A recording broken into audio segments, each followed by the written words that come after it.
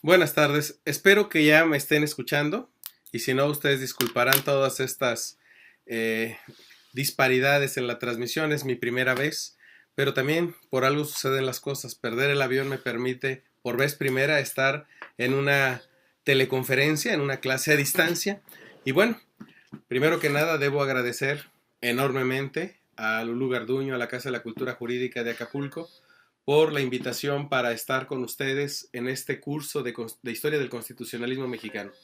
Un curso que, además debo decir, estaba largamente anunciado porque tiene 2 años de retraso, lo íbamos a dar o a realizar en el año 2014, pero por razones ajenas tanto a la Casa de la Cultura como a su servidor, pues fue imposible realizarlo y ahora estamos en esta modalidad iniciando este acercamiento, este diálogo, esta plática en torno a un tema que, dada la conmemoración de la promulgación de la Constitución y la próxima conmemoración de la entrada en vigencia el 1 de mayo de 1917, vale la pena tener para poder conocer un poco más del constitucionalismo mexicano. En ese sentido, Lulú, muchísimas gracias por la oportunidad de volver a iniciar esta plática sobre el constitucionalismo con todos tus invitados, a quienes no puedo ver, pero estoy seguro que me ven y que seguramente están igual que yo interesados en conocer un poco más de la Constitución, en difundir nuestra Constitución y al final en generar alguna polémica que al final del curso, en los próximos días,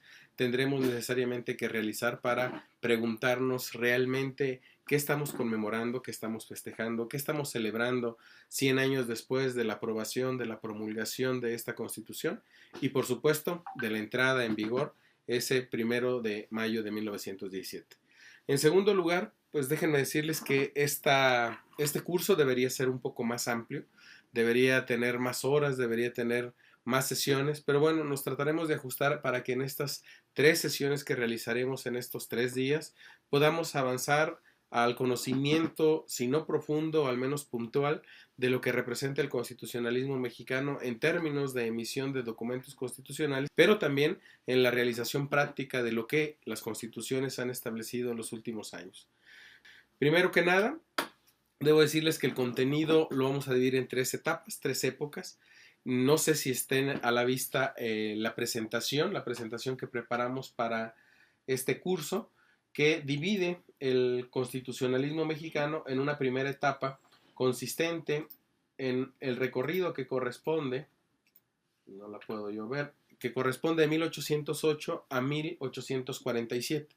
Después vendrán otros 2 periodos, largos por supuesto, de 1847 a 1867 o a 1917, para finalizar con un recorrido de los últimos 100 años de nuestro constitucionalismo, especialmente enfocados en el tema de qué es lo que ha pasado en términos constitucionales con nuestra vida jurídica, con nuestra vida política y que tiene que ver necesariamente también con una distribución cronológica a partir de los distintos periodos presidenciales desde 1917 hasta este año 2017.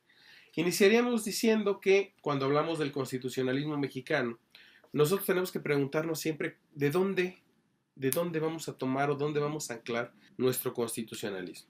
Y el constitucionalismo mexicano, como la mayoría de los constitucionalismos contemporáneos, tiene su origen en las tradiciones que van a surgir en el siglo XVIII, en Europa.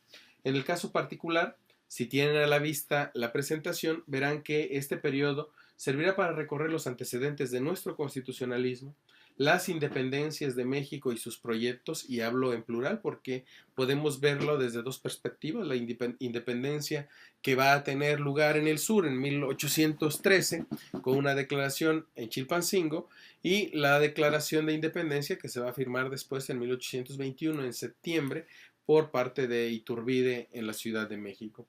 El tercer tema va a ser el primer imperio, que es lo que pasa en términos constitucionales durante el primer imperio, a cargo de Agustín I, y después el constituyente del 24, con todos los avatares, por supuesto, que tienen lugar entre la caída de Iturbide y la promulgación de la Constitución de 1824 en octubre de ese mismo año.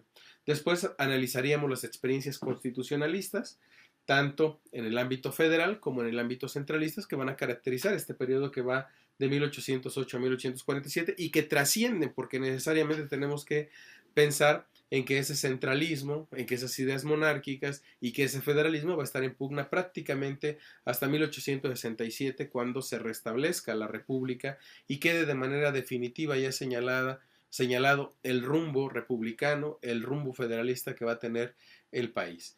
Y finalmente, señalar algunos de los desencuentros que tienen además un componente territorial que se van a dar dentro de esta configuración constitucional sobre el federalismo, el centralismo, la monarquía, con Centroamérica, con Texas y Yucatán, que son los casos quizá más relevantes, aunque si vemos un poquito después de 1847, vamos a tener también el Tratado de Guadalupe Hidalgo, que nos llevará a la pérdida de territorios más extensos que el de Texas, el de Yucatán y el de Centroamérica juntos. Pero bueno, iniciemos pues este recorrido por la historia de nuestro constitucionalismo, diciendo que cuando pensamos, cuando hablamos de una historia constitucional, un antecedente de nuestra historia constitucional, necesariamente tenemos que buscar cuáles son los modelos. La primera lámina nos va a mostrar que los modelos constitucionales son Estados Unidos y Francia. Estos dos, vamos a llamarle estos dos modelos, son básicos para entender lo que va a pasar con nuestro constitucionalismo. Nosotros conocemos cuál es el modelo constitucional estadounidense porque es el más cercano. Y en ese sentido hay que recordar que Estados Unidos surge a fines del siglo XVIII, después de haberse iniciado un proceso independentista respecto de la corona británica. En 1776 inicia este proceso independentista que va a llevar a que esos 13 territorios, las 13 colonias, decidan convertirse primero en estados y después una confederación que terminará siendo un estado federal, los Estados Unidos de América.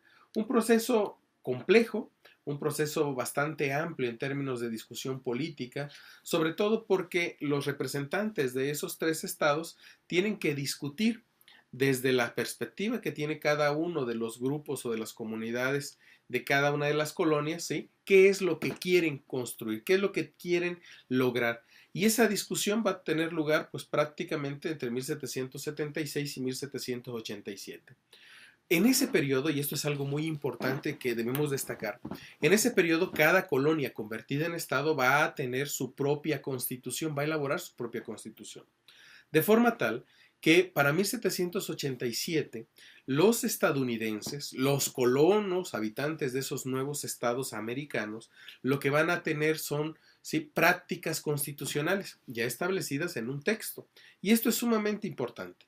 Para 1787 se han contabilizado ya 15 constituciones, es decir, algunos de estos territorios, algunos de estos nuevos estados han dictado incluso más de una constitución en el periodo que va de 1776 a 1787.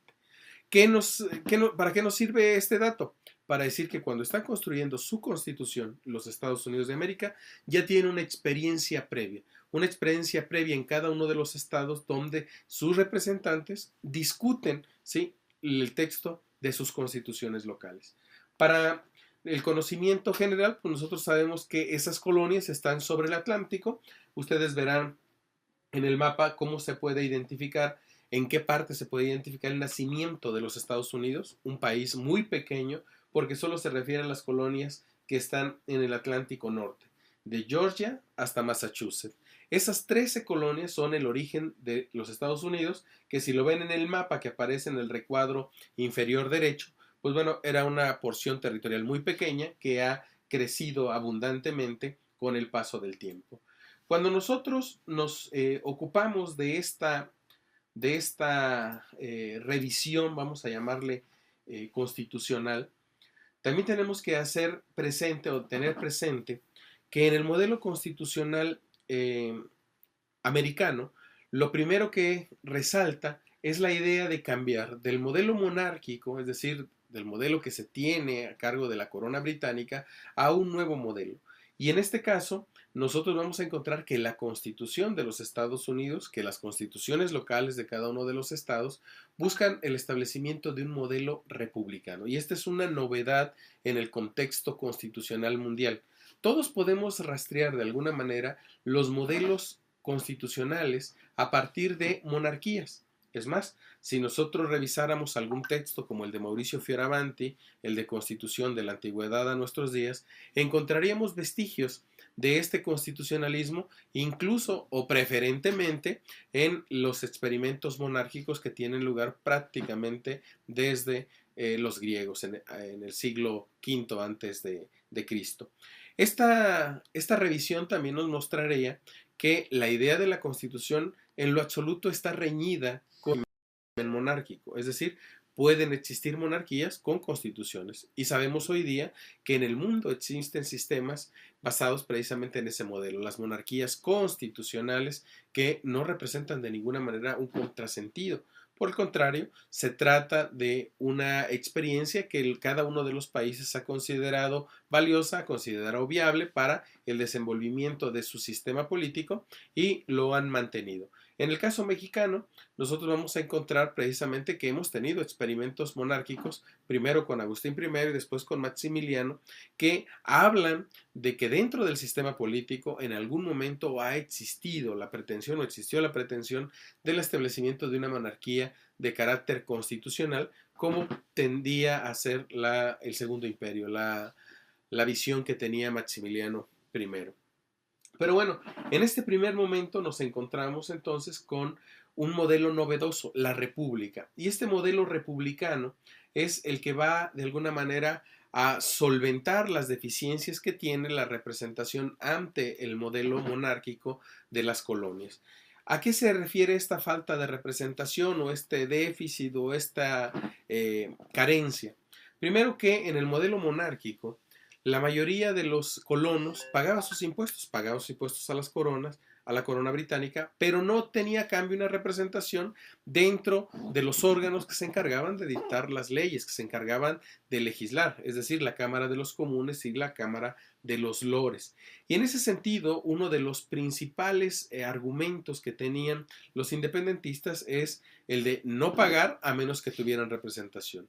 Esta rebelión de las colonias terminó con un proceso independentista que se zanja precisamente con un modelo republicano donde todos tienen una representación basada en la idea de un congreso, de una asamblea novedosa también, donde van a tener su representación los habitantes, pero también van a tener un órgano destinado a la representación de los estados, las entidades federativas que van a conformar la federación o que van a conformar ese concepto tan común en los Estados Unidos que es el de la Unión Americana.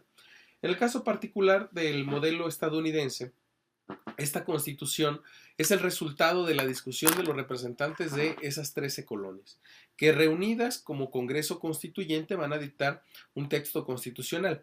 Primero hay una discusión acerca del modelo, por supuesto que tiene lugar esta discusión y es sumamente necesario entenderlo, porque cada uno de los estados envía sus representantes a efecto de obligarse, en términos de la conformación de una república federal, a cumplir con ciertas condiciones que exige esta forma de organización. ¿Cuáles son esas condiciones?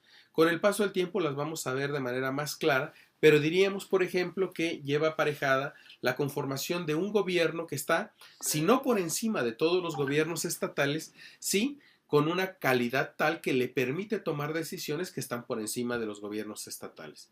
Con el paso del tiempo, estas se van definiendo de manera clara en nuestro constitucionalismo. Diríamos, por ejemplo, que la conformación de un ejército que sirva a la defensa de todos los territorios es una cuestión que atañe, por supuesto, al gobierno federal. En el caso de la organización de servicios públicos va a ocurrir lo mismo. Con el paso del tiempo, algunos servicios públicos quedarán restringidos solamente para la federación. Es el caso, por ejemplo, del servicio postal, es el caso de la emisión de moneda, es el caso del establecimiento de reglas para el comercio interestatal. Hay varias funciones o facultades a cargo del gobierno federal que van a quedar expresamente delimitadas en la Constitución de 1787. Esta Constitución no solamente se aprueba por parte de quienes concurren a este Congreso Constituyente, sino posteriormente son aprobadas por las legislaturas locales. Es por ello que el constitucionalismo estadounidense no se va a perfeccionar sino hasta 1789, cuando con la aprobación de las 13 legislaturas pueda entrar ya en vigor. Entra en vigor y vendrá después un proceso que nosotros conocemos como el de reforma, basado en la idea de las enmiendas, es decir, los agregados que se hacen a la Constitución de Estados Unidos para poder actualizar y sobre todo para poder incluir dentro de ese texto constitucional algunas de las decisiones que se pueden considerar como fundamentales en materia de división del poder público o en los derechos humanos. En el caso, en lo que a nosotros nos interesa, debemos decir que los Estados Unidos, desde 1789, que entra en vigor su constitución, a la fecha, han tenido 27 enmiendas. 27 enmiendas que se han agregado al texto constitucional, más 2 o 3 reformas, muy pocas, que se han hecho al texto original de 1789. Ese es el modelo constitucional americano que va a tener mucha influencia en el modelo mexicano. En el caso del modelo, y ya nos retrasamos un poco con las diapositivas, en el caso del modelo francés, nos vamos a encontrar con una diferencia. El modelo francés lo vamos a encontrar prácticamente representado en 1789, en 1791, con lo que se conoce como la Revolución Francesa. La Revolución Francesa que no es otra cosa más que la reorganización del poder, en este caso del poder monárquico en Francia. A diferencia del movimiento que se da en Estados Unidos, encontramos que no es en las colonias, sino que es exactamente en la metrópoli donde se van a dar los movimientos que van a conducir a un cambio de organización del poder. Y no debemos olvidarnos que la Constitución no es otra cosa más que la organización del poder, como dicen algunos, el arreglo del poder y por supuesto el establecimiento de ciertos límites a ese poder y el reconocimiento de los derechos que tienen los habitantes y los ciudadanos de cierto territorio. En el caso particular, el modelo o la discusión va a tener lugar entre todos los representantes de la sociedad francesa y esta reunión va a llevar primero a la emisión en agosto de 1789 de una declaración de los derechos del hombre y del ciudadano. En esta declaración hay un texto que es muy importante. El artículo 16 de esa declaración señala claramente lo que debe contener una constitución, o al menos lo que se presume que es una constitución y que por tanto constituye los requisitos o las bases sobre las cuales va a cimentarse esta nueva forma de organización del ejercicio del poder. El punto 16 de esta declaración señala que cuando no esté garantizado el ejercicio de los derechos y cuando no esté establecida la división de poderes, en una sociedad se carece de constitución.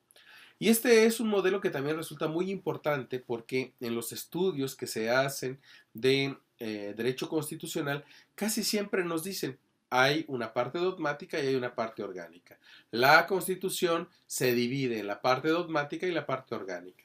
La parte dogmática es la que está referida a los derechos y la parte orgánica es la que está referida a la organización del poder público, a la división de funciones, a la división del poder.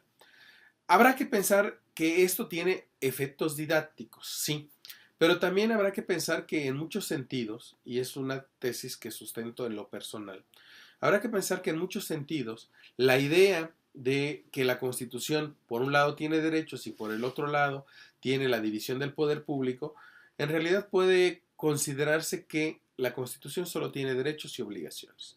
Derechos porque la división del poder público podría englobarse en un derecho que no está contenido en ningún texto, que no está señalado en ningún artículo de las constituciones, salvo algunas que hablan de un concepto más amplio, que es el del derecho a un buen gobierno. La división del poder público, a mi parecer, puede englobarse dentro del derecho que tienen todos los habitantes y los ciudadanos de un estado, de un país, a tener un buen gobierno. Y la mejor forma de tener un buen gobierno, en términos de este modelo, es precisamente contar con un poder público que pueda someterse, que pueda sujetarse a ciertos límites, pero que también tenga el contrapeso de otros órganos de ese poder público a efecto de que sea un control que se dé entre ellos mismos. Es parte de la teoría que tienen tanto los estadounidenses como los franceses.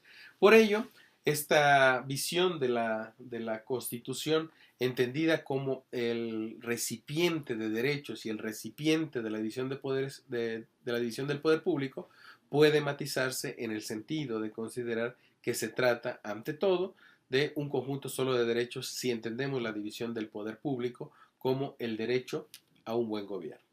Estos dos modelos nos van a llevar a, bueno, claro, estos son los dos modelos en los que se puede encontrar las raíces del constitucionalismo mexicano junto con otras experiencias que va a ser, por ejemplo, la experiencia gaditana o del llamado a Cortes en 1810 y del que va a resultar la constitución política de la monarquía española, que es conocida como la Constitución de Cádiz de 1812. Hay otras experiencias constitucionales en el mundo, por supuesto. Incluso hay algunos experimentos que han sido considerados no exactamente como constituciones, pero que señalan algunos lineamientos para la organización del poder, como pudiera ser el conocido como Estatuto de Bayona de 1808. Entonces nosotros nos encontramos con un modelo que, si bien abreva, por un lado, en el constitucionalismo estadounidense y por el otro lado en el constitucionalismo francés, tiene sus características particulares. Y en el constitucionalismo francés debo también aclarar que no vamos a encontrar un modelo lineal, un modelo único de organización del poder público. En 1791 vamos a tener la primera constitución francesa, una constitución que sigue perpetuando el modelo monárquico. Después vamos a tener otra constitución en 1793, y no sé si vamos bien con las láminas. En las láminas mostramos cómo se va dando este cambio de la constitución del 71. Tenemos posteriormente una constitución de 1793. Estoy tratando de poner yo en mi computadora la pantalla completa. Pantalla completa, aquí está. Tenemos la de 1791. Tenemos posteriormente la constitución de 1795. Y en cada uno de ellos vamos a encontrar cambios. Cambios porque el modelo político francés, nosotros sabemos que tiene una serie de transformaciones muy importantes. Pasamos de un modelo monárquico a un modelo republicano, a un modelo basado en una dictadura, etcétera, que nos impide hablar de un solo modelo de organización del poder en el caso francés, aunque, si hay que reconocerlo, vamos a encontrar que hay una tendencia al establecimiento y reconocimiento de los derechos. Sin embargo, limitados, tanto en Estados Unidos como en Francia, hay que decirlo, vamos a encontrar que el ejercicio de los derechos está reservado a los varones, que cuando se habla del reconocimiento de derechos, se habla de los derechos del hombre y del ciudadano.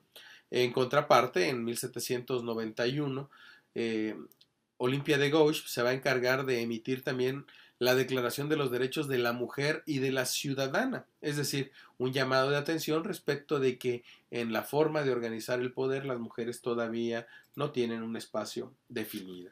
Este es el contexto constitucional que se está dando en Europa en esos años y que de alguna manera van a traer aparejados cambios, no solamente en Europa, sino en América.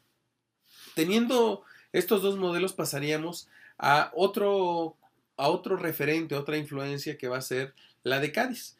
La de Cádiz que deriva de un proceso sumamente interesante. La guerra de independencia que tienen los españoles respecto de los franceses después de la invasión que hace Napoleón en el territorio español y la imposición de su hermano, José I, en la corona española, al frente de la corona española. Y esto lo tenemos que explicar a la luz de las abdicaciones que van a hacer primero Carlos IV y después Fernando VII.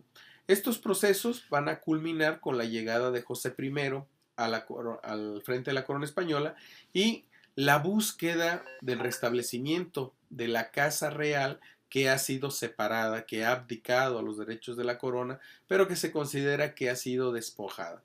En el caso mexicano es muy importante porque hay que recordar que la mayoría de territorios americanos son colonias de la corona española, pertenecen a la corona española y esto prácticamente desde el siglo XVI, cuando por una bula papal se atribuye o se reconoce el derecho de la corona española sobre estos territorios y la obligación que tendrá no solamente de transmitir la fe católica, sino también de proveer al comercio en toda esta zona, que es un tema económico sumamente importante. Pero para 1808 encontramos a España en plena guerra de independencia. En las láminas aparecen algunos de los actores, desde el mismo Godoy hasta Fernando VII, el deseado, como se llamaba, que son los actores principales en este primer momento. Vendrá, después de la abdicación que se hace precisamente en Bayona, vendrá un proceso en el cual se trata de justificar la monarquía al frente de la cual está ahora José I. Y es precisamente este momento el que también va a marcar la pauta o, si se quiere reiterar, el momento inicial de la independencia en nuestro país. En 1808 hay inmediatamente alguna polémica que se va a suscitar en el caso de la conspiración que se va a dar en Valladolid, o el otro conocido que es el movimiento que organiza el Cabildo de la Ciudad de México, precisamente para tratar de establecer un gobierno en momentos en los cuales se considera que el poder desde la metrópoli ya se ha mermado y por tanto ha llegado, como decían algunos de los promotores de esta conspiración del Cabildo, ha llegado la hora de que la soberanía recaiga precisamente en los ciudadanos, en los órganos, que en este caso podría ser el Cabildo, representativos de los ciudadanos que hoy día carecen de un rey legítimo. ¿Por qué? Porque Fernando VII había abdicado y por tanto se decía no podía ceder los derechos a favor de José I, quien se consideraba como una especie de rey espurio. Sabemos que la convocatoria a Cortes nos va también a situar en un momento especial para las colonias americanas. ¿Por qué? Porque antes de esto no habían tenido representación en un órgano como la llamada Cortes que se hace, en un órgano donde se iban a decidir aspectos relacionados con las nuevas normas que iban a regir a la monarquía, en tanto Fernando VII no recuperara el poder. Nosotros sabemos que la discusión, que prácticamente inicia en 1810, que tarda varios años y en la que participan numerosos representantes americanos, entre ellos los mexicanos, Ramos Arizpe, Gudí de Alcocer, o se me olvidó, Servando Teresa de Mier, ¿sí? Nos va a llevar a un momento en el cual las reivindicaciones que hacen estos representantes de las colonias americanas recaen en el modelo de los derechos. Y esto es muy importante porque si se va a hablar de una representación, sí, como dice la Constitución de Cádiz, España o la monarquía española y la reunión de todos los españoles, es muy importante saber quiénes van a ser los españoles.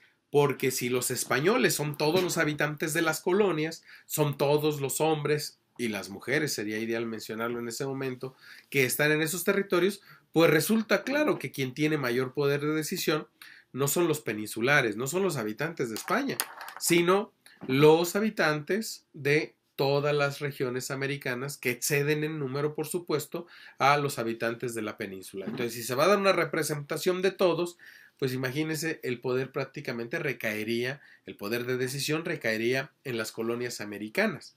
Hay que recordar que en ese momento la organización de las colonias americanas se daba a través de virreinatos, se daba a través de provincias, intendencias, etcétera, que organizaban prácticamente la vida cotidiana de millones de personas en territorios que superaban, pero en exceso, el territorio de la península española. Baste decir que la península española en aquel momento tenía menos de la cuarta parte de habitantes que tenían las colonias, especialmente en la zona latinoamericana. Entonces nos encontramos con un momento en donde la discusión de los derechos resulta sumamente importante por la trascendencia política que podía tener. Al final del día no se reconocen derechos a todos. Al final del día, por ejemplo, no se habla de que los indígenas o de que los negros o algunos miembros de las castas, como estaba dividida la colonia en México, ¿sí?, pudieran tener acceso a esa ciudadanía.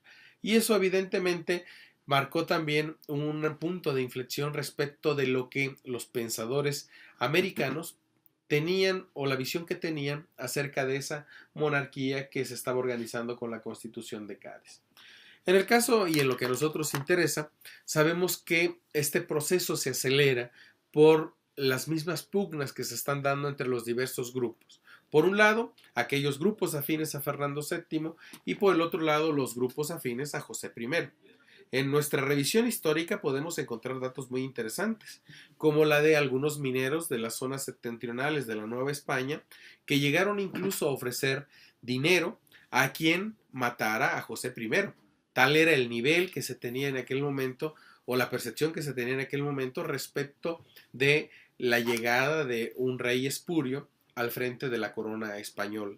Adicionalmente, había algunas decisiones que tenían que ver con el cuidado de las fronteras, porque no hay que olvidar que si bien los Estados Unidos de América estaban en la franja atlántica, en la zona atlántica, entre en los Estados Unidos de América, entre los estados americanos y lo que iban a ser los Estados Unidos mexicanos o la Nueva España, existían territorios controlados por los franceses, como era el caso de la Luisiana, por ejemplo, que sería posteriormente comprado por los Estados Unidos años después de este proceso. ¿Qué es lo que va a resultar? Lo que va a resultar es una serie de circunstancias, de condiciones que van a llevar en 1810 a la búsqueda de un nuevo modelo. Nosotros recordamos el inicio de la independencia en 1810 y lo ubicamos siempre con Miguel Hidalgo y Costilla. Pero Miguel Hidalgo y Costilla era parte de un grupo de conspiradores que lo que buscaban era discutir, entre otras cosas, la independencia de México.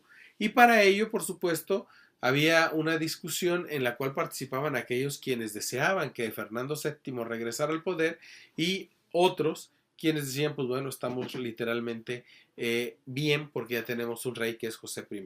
En toda esa serie de discusiones, nosotros vamos a encontrar elementos de carácter económico, de carácter político, que van a llevar, entre otras cosas, a la delación de esta conspiración, al descubrimiento, dicen, de esta conspiración, que va a acelerar la búsqueda de un movimiento que quiere la independencia de México. En el caso particular, sabemos que en la noche del 15 de septiembre se dan las condiciones para que Hidalgo, bajo el lema de Viva Fernando VII, que era un lema que vendía, como se reconocía por los propios insurgentes, aquellos primeros insurgentes, se lanzara a la lucha por la independencia del país, o al menos la independencia respecto de las autoridades que en ese momento controlaban la vida política de la Nueva España. Sabemos que el proceso es bastante complejo, dura poco en realidad el movimiento iniciado y después seguido por Hidalgo, pero a lo largo de los meses se van a ir adhiriendo nuevos personajes, nuevas visiones que van a llevar, por supuesto, a la independencia de nuestro país. En dos momentos. Quizá lo más importante es la llegada en octubre de 1810 de Morelos a este movimiento insurgente. Se suma a este movimiento insurgente, recibe la encomienda de ir prácticamente a conquistar los territorios del sur, especialmente Acapulco, y con tal medida, pues hace una campaña particular separada de Hidalgo. Lamentablemente, Hidalgo y sus acompañantes, pues prácticamente van a desaparecer de esta lucha muy pronto. Sabemos que para julio de 1811 han sido fusilados la mayoría de los cabecillas de los insurgentes, de esta primera generación de insurgentes. Y solo va a quedar en el sur la lucha que va a mantener Morelos junto con otros partidarios de este movimiento. Sabemos que en la búsqueda también de instituir un nuevo gobierno, de establecer lineamientos para organizar lo que nosotros vamos a conocer como poder público, van a instituir una Junta Suprema. Esta Junta Suprema, la de Zitácuara, por supuesto, va a estar constituida meses después de la muerte de Hidalgo y de los principales cabecillas, en agosto de 1811. Y a partir de ese momento vamos a ver también la suma de algunos pensadores que poco a poco empiezan a dibujar lo que va a ser un panorama político, social, por supuesto también, de este movimiento. Sabemos, por ejemplo, que Quintana Roo, Cos, otros, Rayón, van a ir elaborando también sus propios documentos en los cuales plasmen muchas de estas visiones políticas, jurídicas y sociales. A nosotros quizá siempre se nos ha enfatizado el tema, como abogados, el tema de los elementos de nuestra Constitución de Rayón, de Ignacio López Rayón, más conocido como elementos constitucionales. Pero también junto a él pues tenemos el Plan de Guerra y Paz de Cos, tenemos por supuesto los sentimientos de la nación y tenemos todo lo que va a configurar después el Congreso reunido en Chilpancingo en septiembre de 1813. Esto es un punto que me interesa destacar, porque nuestro constitucionalismo social literalmente va a abrevar en este momento de la independencia, pero no solo el constitucionalismo de carácter social, sino lo que podríamos llamar el constitucionalismo republicano, porque hay que decir que Morelos va a construir poco a poco un discurso político que se aleja de la idea de buscar el restablecimiento y reconocimiento de Fernando VII al frente de la corona española. Y en ese sentido, vale la pena tener también presente que Morelos no va a dictar los sentimientos de la nación en la noche del 13 de septiembre para ser leídos en la apertura del Congreso de Anáhuac, sino que los va a redactar poco a poco a través de bandos, de proclamas que realiza durante la realización de sus campañas militares.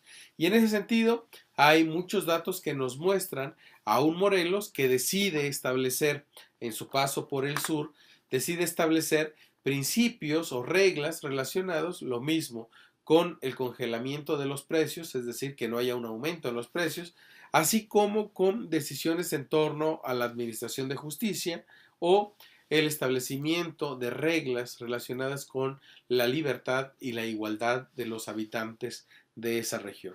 De forma tal que para septiembre de 1813 lo que nosotros vamos a conocer como los sentimientos de la nación no es otra cosa más que la suma de elementos normativos que Morelos poco a poco ha ido dictando en sus campañas militares, más la suma de lo que ha conocido, de lo que ha visto a través de la revisión de los elementos de nuestra Constitución de López Rayón o de las experiencias de otros países. Hay que recordar que para ese momento ya se conoce la Constitución de Cádiz, por supuesto que se tiene conocimiento de la Constitución de los Estados Unidos de América y de las experiencias constitucionales francesas, con lo cual lo que se haga a partir de ese momento por el Congreso tendrá como referente necesario estas visiones occidentales de lo que debe ser la Constitución.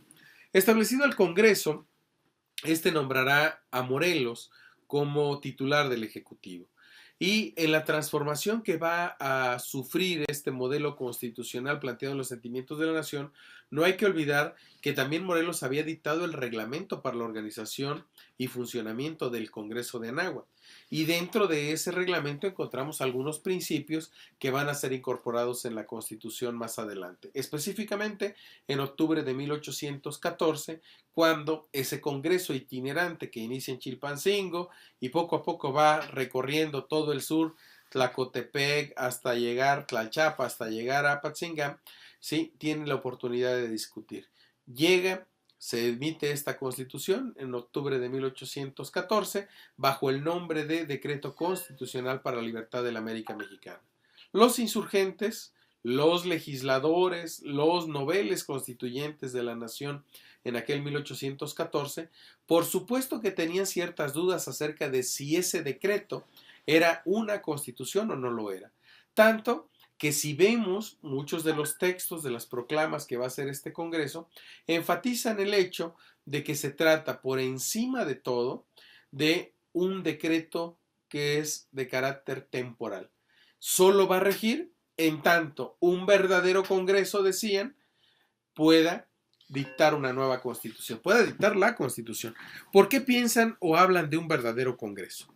Porque hay que recordar que en 1813 no hay una representación por parte de las provincias, sino que se nombran como representantes de las provincias a quienes están en el lugar o están cerca de donde se va a llevar a cabo el Congreso de Anáhuac, es decir, cerca de Chilpancingo. Y hay que recordar que el único representante que es electo es el representante por la provincia de Tetpan.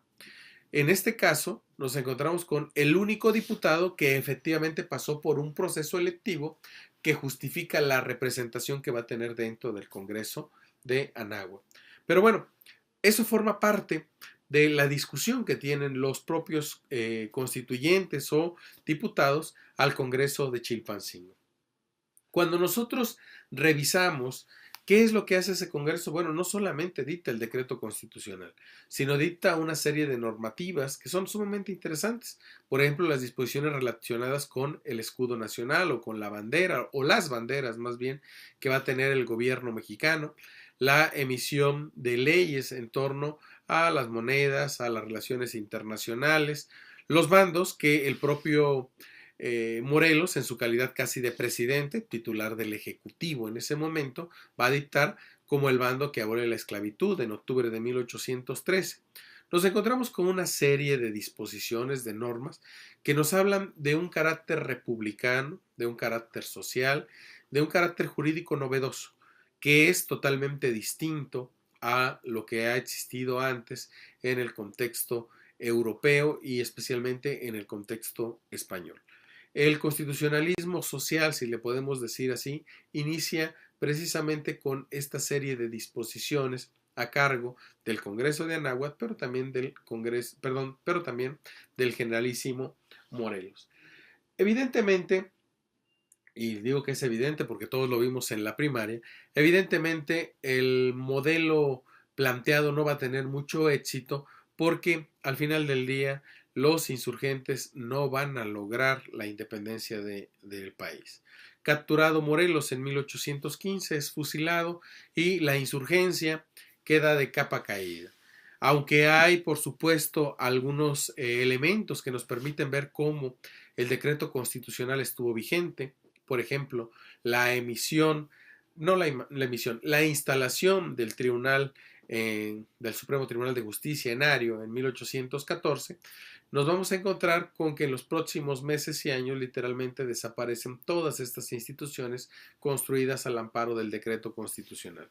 Lo que queda son algunos grupos rebeldes distribuidos en Veracruz y en Guerrero principalmente.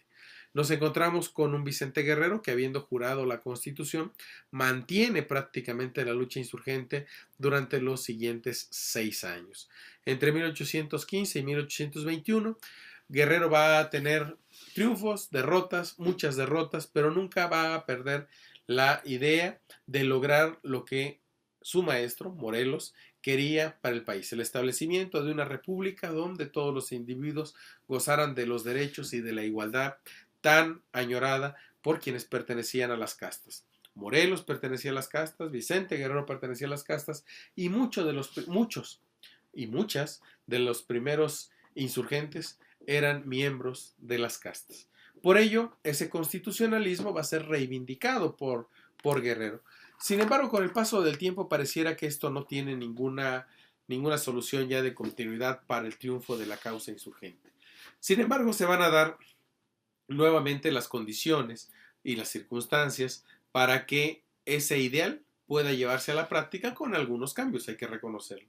Ese momento es la revuelta de Riego en España, que literalmente pone en la discusión nuevamente cuál es el papel que le corresponde al monarca en el modelo constitucional español.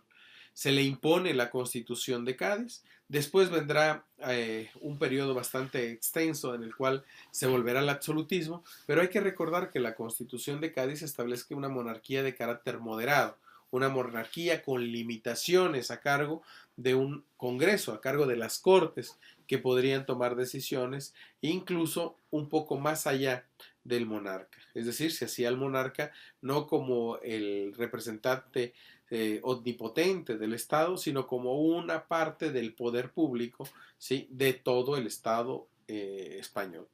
En el caso, sabemos que el conocido como trienio liberal va a permitir que haya, por tanto, una merma en la capacidad de respuesta en las colonias y además lo que vendrá después, la imposición, el reconocimiento de una monarquía de carácter absoluta, prácticamente consolidada, va a hacer pensar especialmente a las clases políticas de la necesidad de establecer una monarquía, pero ya no bajo Fernando VII, sino con la cabeza de alguien más o a la cabeza de alguien más que dé garantías a todos los intereses que en ese momento se ven afectados, especialmente en materia económica por el cobro de intereses.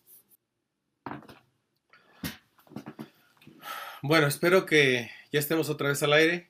Una disculpa, como dicen los que sí saben, una falla técnica nos impidió seguir con el rollo que traíamos acerca de la insurgencia posterior a 1815. Pero bueno, regresamos y nos vamos a encontrar entonces con este segundo momento, con Iturbide al frente de una, vamos a llamarlo un nuevo movimiento en el cual trata primero de aniquilar a los insurgentes al darse cuenta que no va a poder, especialmente con Guerrero.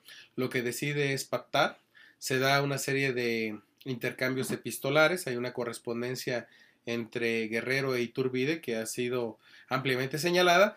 Poco se conoce, por supuesto, también de que Guerrero ya había tratado de establecer contacto con otros líderes realistas, tratando de construir ese modelo político que permitiera la independencia del país.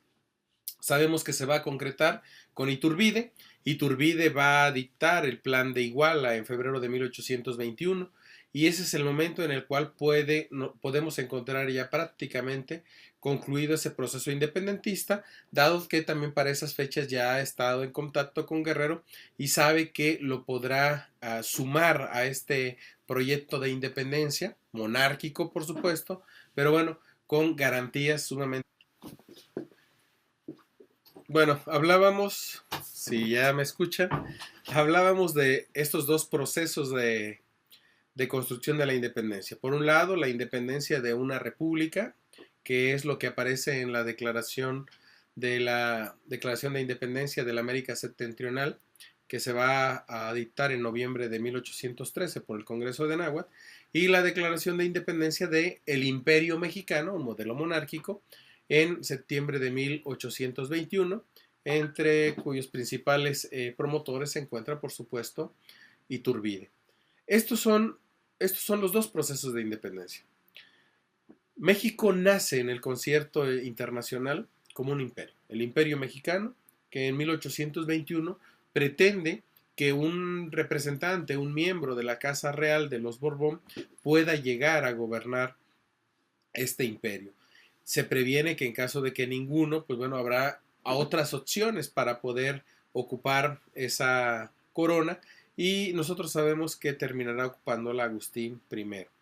Es un proceso también interesante porque mencionaba en la parte del desarrollo temático que habría que ver los momentos relacionados con Centroamérica y este es el momento en que Centroamérica o las provincias centroamericanas también tienen que definir su permanencia con el naciente Imperio Mexicano, tienen que separarse. Sabemos que en este proceso se perderán esas provincias que se van a constituir poco a poco en una entidad autónoma y que con el paso del tiempo solamente un territorio, el de Chiapas, se va a decidir permanecer junto con el Estado mexicano, con el naciente Estado mexicano. Pero en este constitucionalismo que empieza a construirse en la monarquía, nosotros encontramos los dos elementos que señalaron los franceses. En primer lugar, un catálogo de derechos. Sí hay derechos establecidos en la monarquía de Agustín I. Hay el reconocimiento a la igualdad de todos, aunque por supuesto hay diferenciaciones.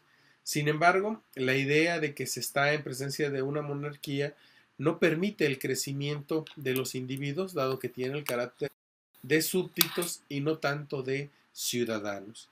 En el caso particular, nosotros sabemos que, bueno, una disculpa, las fallas técnicas siguen y espero que ya las evitemos en lo sucesivo. Bueno, mencionábamos que con el plan de Casamata se abre la posibilidad de que sea ahora la conformación de un nuevo modelo constitucional. Lo que se señala, lo que va a ser patente en el plan de Casamata es la necesidad de convocar a un congreso y el establecimiento también de los estados, de los nacientes estados, de lo que van a ser las entidades federativas, a efecto de que nombren representantes. Aquí debo señalar que en el modelo constitucional presente en la Constitución de 1812, el modelo de las diputaciones provinciales, están o encontramos los primeros antecedentes de lo que van a ser los estados de la República. Estas diputaciones provinciales han sido muy estudiadas, especialmente por una profesora estadounidense, Nettie Lee Benson, que en la Universidad de Texas, en Austin específicamente, va a encontrar todos los materiales para poder hablar de no solo las diputaciones provinciales, sino de la organización que van a tener las diputaciones provinciales en las distintas provincias o en los distintos territorios de la Nueva España. En el caso del plan de Casamata, hay la necesidad entonces de conformar esas entidades federativas, esos estados, para poder transitar hacia un Congreso Constituyente. Recordemos que ya ha habido la intención de un Congreso Constituyente en el periodo de Agustín I, pero este ha sido disuelto. En 1823 vamos a tener un segundo Congreso Constitucional, un segundo Congreso Constituyente, que entre otros temas va a definir la organización del país, seguramente ya no como un imperio, ya no como una monarquía, sino ahora como una república. Y en este momento es donde aparecen los dos primeros modelos que van a ocupar las preocupaciones de los políticos y de los juristas de los primeros 30 años de nuestra vida independiente. Si es una república federal o si es una república central. La discusión es sumamente amplia. Hay que recordar que en ese periodo la mayoría de los temas se dilucidaban en el plano público a través de folletería. En nuestro país todo eso está representado por folletos, hojas sueltas que circulan de mano en mano, en la cual se señalan las ventajas y desventajas del modelo federal o del modelo central. Al final, sabemos que en enero de 1824 se va a aprobar el acta constitutiva de la Federación, con lo cual la discusión que resta, la discusión para dictar la Constitución de 1824, se va a inclinar por el modelo federal. En octubre de 1824 vamos a tener ya la Constitución federal, una constitución que reúne a todos los estados en ese momento, y encontramos también el inicio de nuestro constitucionalismo independiente de corte republicano. En la Constitución de 1824 encontramos, por supuesto, un déficit, y esto lo tenemos que explicar. La Constitución de 1824 no tiene un catálogo de derechos como ocurre, por ejemplo, con las constituciones francesas.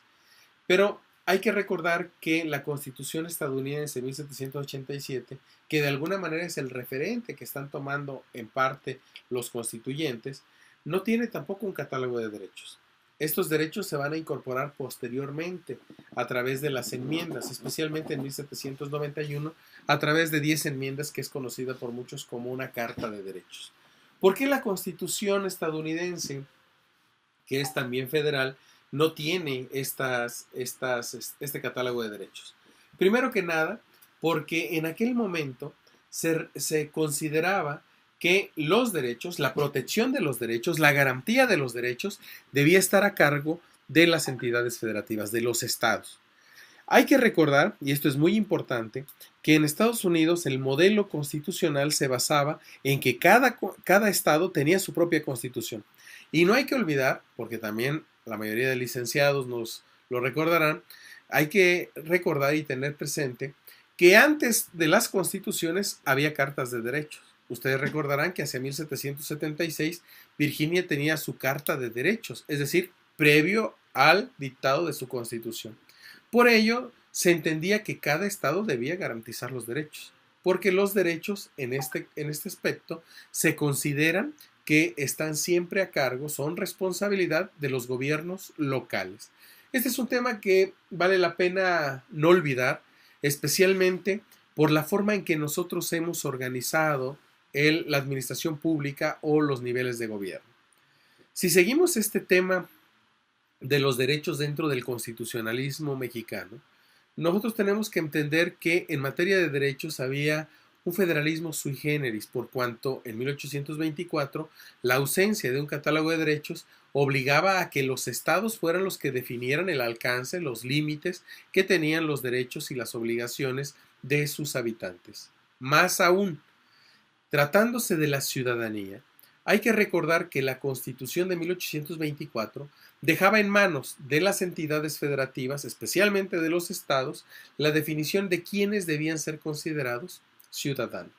De forma tal que en cada una de las constituciones que se dictaron a partir de 1824 íbamos a encontrar los derechos de cada uno de los habitantes o de los ciudadanos de cada uno de los estados.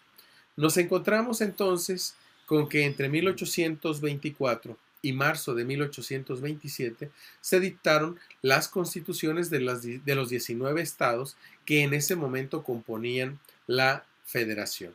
Había, por supuesto, otros entes territoriales. Nuestro constitucionalismo no estaba basado únicamente en los estados.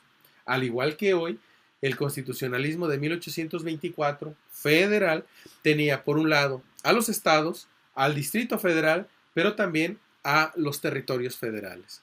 Y sabemos que los territorios eran amplios, abundantes. De hecho, donde más se va a notar la pérdida territorial es precisamente en tratándose de los territorios. Había estados que hoy día ya no existen, por supuesto. Conocemos que la última constitución, dictada en español y en inglés, por cierto, fue en marzo de 1827 y fue la constitución del estado de Coahuila y Texas. Los coahuiltejanos, así era el gentilicio que tenían en su propia constitución, después verían la separación en el 36 de una porción territorial del estado para constituir la República Independiente de Texas. El estado, por ejemplo, de Occidente, que era la unión de Sonora y Sinaloa, es también un ejemplo de cómo estas transformaciones territoriales pues poco a poco fueron modificando la estructura federal del país hasta llegar a lo que hoy tenemos, 31 estados y una entidad federativa sui generis que es la Ciudad de México, que no es propiamente un distrito federal en toda la extensión de la palabra, pero tampoco es hoy día un estado. Tiene una naturaleza jurídica bastante sui generis, peculiar dentro de nuestro federalismo y que de alguna manera nos obliga a preguntarnos qué fue lo que pasó entre aquellos 19 estados originales y los que hoy tenemos. Solamente para avanzar, lo veremos después en la tercera sesión, debemos decir que después de 1917 en la Constitución encontramos 29 estados, 3 territorios, 28 estados, 3 territorios y un distrito federal. Los territorios en aquel momento eran Baja California Sur, Baja California Norte o Baja California y por supuesto Quintana Roo, que se van a crear estos dos, el primero y el último en 1975 ya como estados. Y la transformación que vamos a tener en 2016 con la reforma constitucional del Distrito Federal en Ciudad de México. Ese es prácticamente el cambio que se va a dar en términos territoriales en la Constitución de 1917. Pero bueno, si regresamos a ese constitucionalismo y entendemos la configuración territorial, entendemos la distribución de los derechos que le corresponden a los estados, también entenderemos la riqueza que estaba presente en nuestro constitucionalismo en ese momento original del federalismo mexicano. Debo decirles que esa constitución también reconocía un federalismo judicial. El artículo 160 señalaba de manera clara que todos los juicios que se iniciaran en los estados debían terminar hasta su última instancia en los mismos estados. Es decir, no había la posibilidad de que órganos de carácter distintos a los locales, a los estatales, pudieran conocer y decidir o resolver los litigios o conflictos iniciados en las entidades federativas, específicamente en los estados. Ese federalismo judicial poco a poco iría cambiando. Lo veremos más adelante, especialmente con la llegada del juicio de amparo y los criterios que se van a adoptar y que de alguna manera van a mantenerse hasta la fecha a través del amparo Vega, que es conocido también como amparo en negocios judiciales, que tiene más trasfondo, pero que bueno que es representativo de este cambio de paradigma judicial. Cuando nosotros revisamos las constituciones que se van a dictar entre el 24 y el 27, vemos el modelo federal, nosotros pensaríamos que estamos listos, ¿no?, para iniciar una vida, vamos a llamarla tranquila, por lo menos, en el sentido de que se va a fortalecer y consolidar todo este diseño institucional, se van a fortalecer las instituciones que se están creando y por tanto pues hemos logrado la independencia y se logrará por supuesto la paz.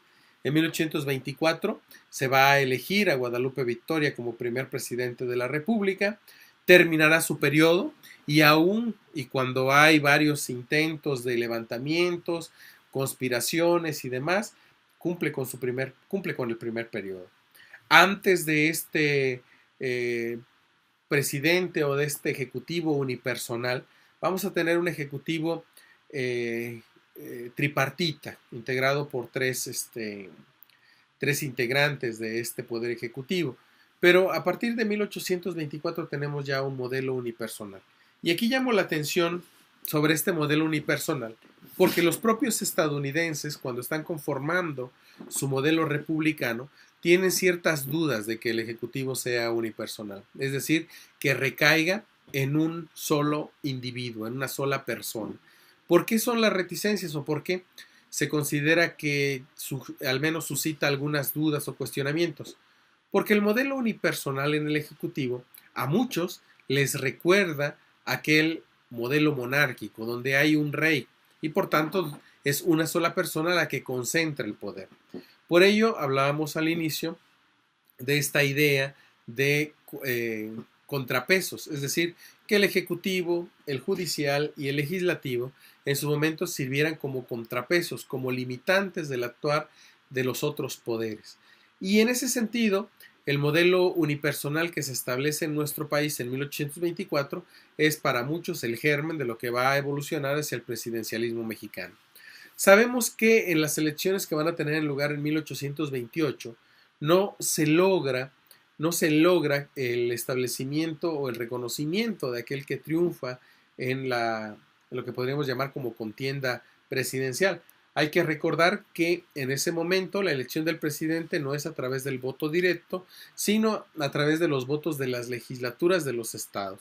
En el caso particular, en una primera votación, quien gana es Manuel Gómez Pedraza y posteriormente a través de una revuelta se logrará que quien ocupe la titularidad del Poder Ejecutivo sea Vicente Guerrero. Vicente Guerrero ocupará el Ejecutivo en 1829, el 1 de abril toma posesión de la presidencia y estará por escasos meses. Para diciembre de ese año literalmente se ha separado de la presidencia y nosotros encontramos también que es este momento, este punto en el cual la posible estabilidad que tenía el modelo federal se rompe. Y el rompimiento de este incipiente federalismo, este incipiente diseño institucional, pues va a traer aparejadas pugnas entre los diferentes miembros de la clase política, entre las diferentes ideologías, y mientras en algunos estados se está construyendo una visión liberal, en otros el conservadurismo está haciendo también su presencia. Entre 1831, que va a coincide además con la muerte de Guerrero, el 14 de febrero de 1831, nosotros vamos a encontrar, a partir de este momento, nosotros vamos a encontrar esa pugna de manera muy evidente. Hacia 1833, el grupo liberal trata de implementar algunas reformas que van a causar bastante escozor entre los grupos conservadores y de ahí vendrá una lucha por llegar al poder y desplazar ese modelo federal. La discusión no es nueva, la discusión ya tuvo lugar en el Congreso Constituyente del 23-24 y específicamente uno de estos planteamientos lo encontramos en un discurso que Servando Teresa de Mier va a pronunciar y que es conocido como el discurso de las profecías, en el cual señala que hay que tener presente la historia de la Nueva España a la hora de definir cuál es el tipo de organización que se va a preferir. Y lo hace pensando en el hecho de que la historia de la Nueva España es una historia de centralización del poder. Es decir, no existió la idea desde 1521 de que el poder pudiera tener varios centros, varios puntos nodales, ¿no? El poder estaba concentrado, dependía de una sola persona. El representante del rey, el virrey, era quien concentraba todo ese poder. Y las demás entidades, dependencias, organismos que giraban alrededor de este virrey, era realmente un modelo centralista. Por eso, Servando Teresa de Mier señala que antes que estar pensando en desunirnos, busquemos la manera de que esto esté más unido. Y adelantaba, y por eso se le puede considerar que acertó en algunas de sus profecías, y adelantaba que esto solamente conseguiría que con el paso del tiempo se desmembrara este extenso territorio. La historia le daría la razón porque efectivamente en los años iniciales de la década de los 30 vamos a ver muchas discusiones que van a culminar con el reconocimiento en 1835 de que se camina en el Estado mexicano hacia un modelo central. Sabemos que este modelo se va a hacer evidente con la llegada de Santana, se centraliza todo y empieza a haber una serie de azonadas, de levantamientos en las entidades federativas, tratando de rescatar ese carácter federal que tiene el Estado mexicano.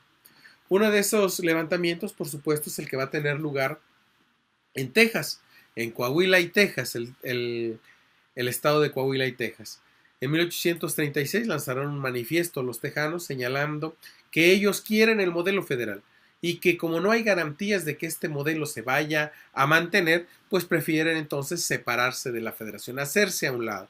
Ofrecen a los mexicanos, porque desde ese momento ya son enfáticos, ofrecen a los mexicanos la posibilidad de luchar con ellos si es necesario. Pero el constitucionalismo ya que se ha construido y que se va a seguir construyendo en estos años, tiende al centralismo, tiende a la centralización, tiende por tanto a desplazar a las élites políticas locales a favor de una élite política nacional, que es la que va a determinar quiénes están al frente de las instituciones en los departamentos. Ya no son estados, sino departamentos. Esta nueva organización se va a reflejar también en las 7 leyes, en las conocidas como 7 leyes, que van a establecer figuras novedosas, incluidos por supuesto los derechos que no tenía la Constitución Federal del 24. En este nuevo momento hay que entender que la inclusión de los derechos en el texto constitucional responde a una cuestión práctica. En el modelo federal, los derechos están en las constituciones locales, porque los estados pueden dictar las constituciones locales en ejercicio de su autonomía. En el modelo central no hay estados, lo que hay son departamentos. Y los departamentos, aunque tienen un órgano legislativo, una junta departamental, en realidad no tienen la posibilidad de dictar un texto constitucional. Por ello, solo hay un texto constitucional. En el federalismo, en ese momento, sabíamos que había 20 textos constitucionales, una constitución federal y 19 constituciones locales. En el modelo central solo puede haber un documento constitucional, que nosotros vamos a conocer como las 7 leyes. Este es el momento en el cual el centralismo pretende afianzarse en nuestro país. Y para ello, pues bueno, nos encontramos también con el retroceso de esas instituciones federales, que no el olvido, porque con el paso del tiempo nos vamos a encontrar con que ese centralismo tampoco está funcionando. Si se había pensado que había que renovar o que modificar la forma de gobierno porque no estaba funcionando el federalismo, con el centralismo va a pasar lo mismo. Tanto que en 1841 va a haber la necesidad de llamar a delegados de cada uno de los departamentos para tratar de establecer lineamientos para la construcción de un modelo constitucional que fuera más funcional, dado que el establecido en las 7 leyes no ha alcanzado el grado de funcionalidad que se esperaba. En el 1842 se convocará un constituyente. En ese constituyente va a discutirse, por supuesto, la modificación de la organización centralista. Hay, por supuesto, y hay que recalcarlo, hay algunos elementos de este constituyente que están pensando en la necesidad de retomar el federalismo. Uno de ellos, por cierto, es Mariano Otero, sobre el cual la semana pasada estuvimos platicando aquí mismo. Mariano Otero es parte de un grupo pequeño, muy pequeño, en realidad son 4 diputados que tienen esa visión federalista. Entre los federalistas, pues nosotros nos vamos a encontrar con que no existen o no se dan las condiciones para que puedan tener una presencia significativa en el Congreso. Así que una vez cerrado el Congreso del 42, a Otero hasta lo van a encerrar junto con otros liberales de la época por haber sostenido posiciones que se consideraban iban en contra de la paz de la República. Pero bueno, En ese proceso, en este momento, nosotros encontramos que la pugna entre estos dos modelos federal y central, sí, ha tenido ya la producción de tres cuerpos, por lo menos tres cuerpos normativos. Primero la Constitución del 24, después el documento conocido como las 7 leyes, un dictado de 7 leyes específicamente, y posteriormente un documento constitucional emanado del constituyente de 1842. En este contexto no encontramos todavía la tranquilidad.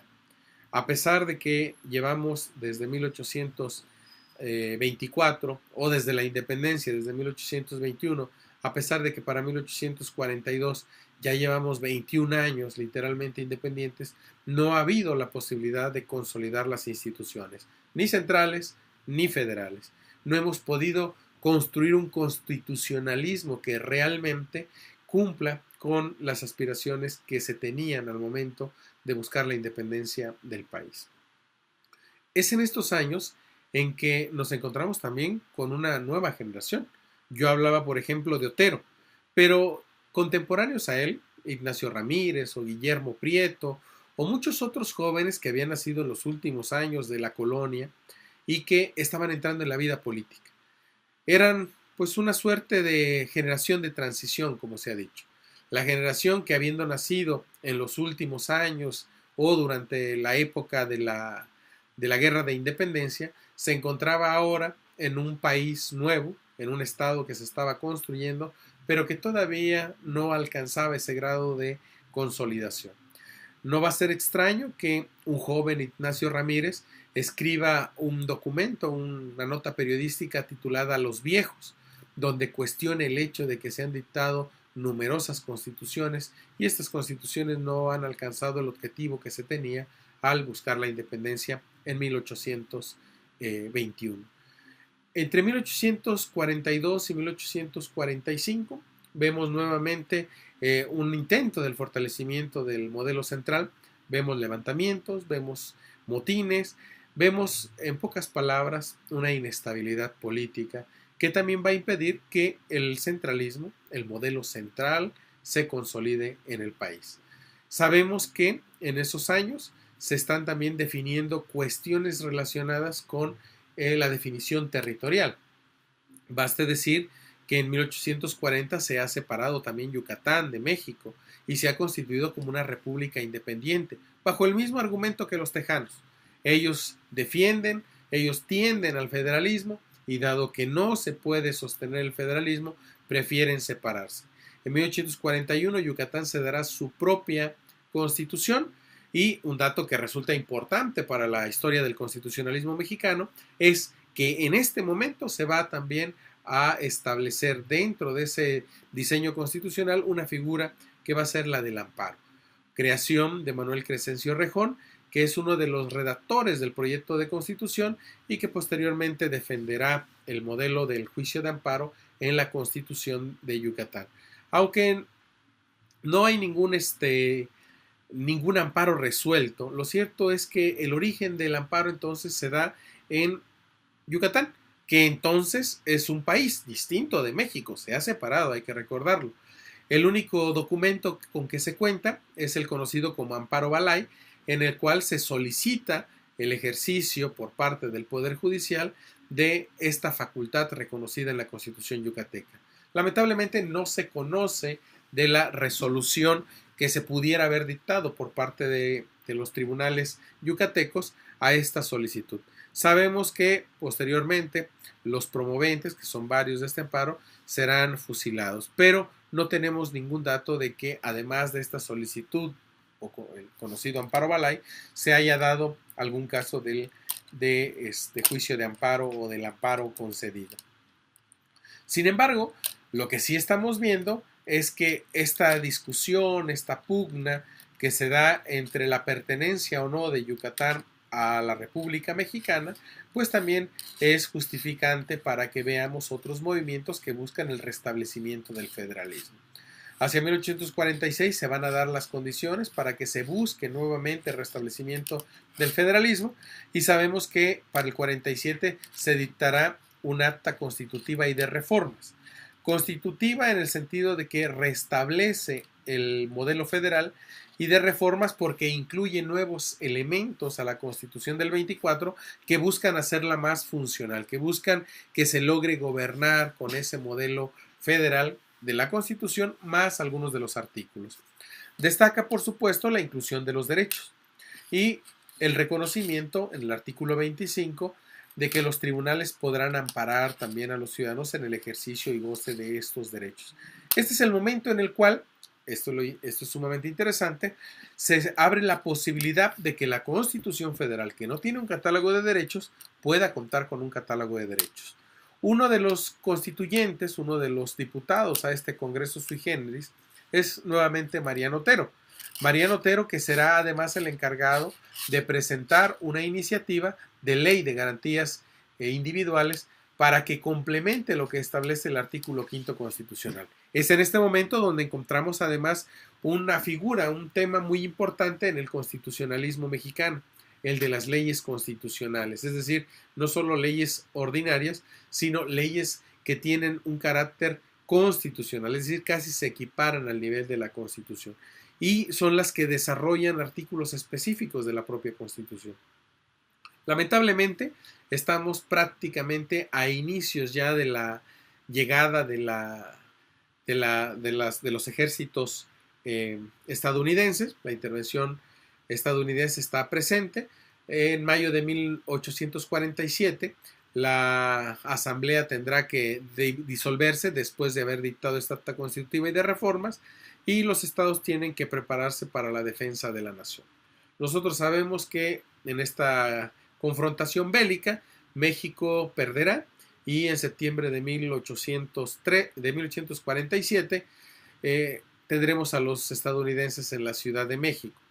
Y este es, digamos, el cierre de esta primera parte. Construimos nuestro constitucionalismo, construimos una visión constitucional en la discusión entre federalismo y centralismo. Están presentes los derechos, están presentes los mecanismos de control constitucional.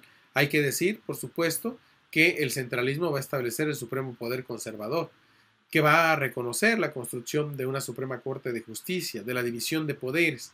Pero por encima de todo hay que reconocer que las especiales circunstancias, que las especiales condiciones que están presentes en ese momento hacen difícil que podamos hablar de un modelo federal o central que se consolide. No hay las condiciones para hacerlo, pero ya se ha dado la discusión. Ya están, digamos, puestas sobre las mesas las dos posiciones que van a caracterizar en los próximos 20 años, de 1847 a 1867, la definición de lo que va a ser el gobierno mexicano.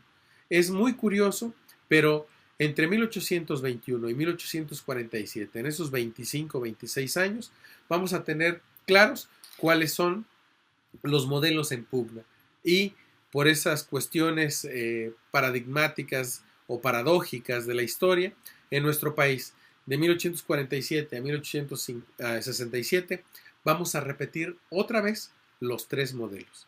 Vamos a repetir el federalismo, el centralismo y la monarquía. En esos 20 años habrá nuevamente una serie de luchas intestinas, de guerras civiles, que van a llevar otra vez a poner sobre la arena de la discusión política, de la discusión jurídica y de la discusión militar los tres modelos de organización del poder en nuestro país. Hay mucho que hablar, por supuesto. El constitucionalismo no se puede ver a la luz solo de los textos constitucionales, sino también de lo que poco a poco se va construyendo con la participación, el esfuerzo de la ciudadanía. Yo pondría nada más un dato que resulta relevante y que es de alguna manera definitorio para nuestro constitucionalismo. El hecho de que el surgimiento del amparo en 1847 abre la puerta para que los ciudadanos empiecen a hacer efectivo el contenido de la Constitución. Una cuestión nada menor si pensamos que este mecanismo de defensa, de protección de los derechos de los ciudadanos se convierte en la posibilidad de hacer que nuestro derecho se vuelva dinámico. Y como lo veremos más tarde, casi a finales del siglo XIX, en los últimos años, o más bien durante los años del Porfiriato, veremos que este juicio de amparo, que esta actuación del Poder Judicial de la Federación o Poder Judicial Federal va a contribuir para la discusión también de los derechos, para conseguir instituciones novedosas, como hacer, por ejemplo, el surgimiento de la jurisprudencia, pero también para lograr la consolidación de las instituciones que ya en el federalismo se han definido a partir de 1857. Grosso modo, podríamos decir que este es el primer momento. Lo ideal debe ser, revisar algunos de los textos constitucionales, algunos de los textos que están presentes en este periodo, entre 1808 y 1847.